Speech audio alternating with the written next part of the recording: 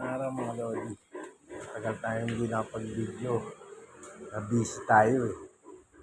So yun, ito na yung bago nating project.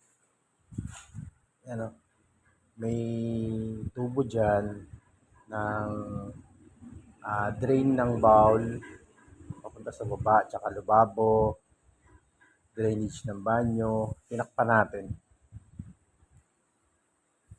Piping board, tsaka metal paring. As usual yung ginagamit natin. Tapos ito, natapos na natin. Pinlawingan natin to. Yan, hanggang doon sa baba. Yan, sa baba. Yan, nagagamit na nila. Nagagamit na, napaparkingan na. Sunod naman natin, mamasilyahan to, pintura. Tapos yung buladas sa second floor, lalagyan natin ng piping board, kisame rin. Ayos.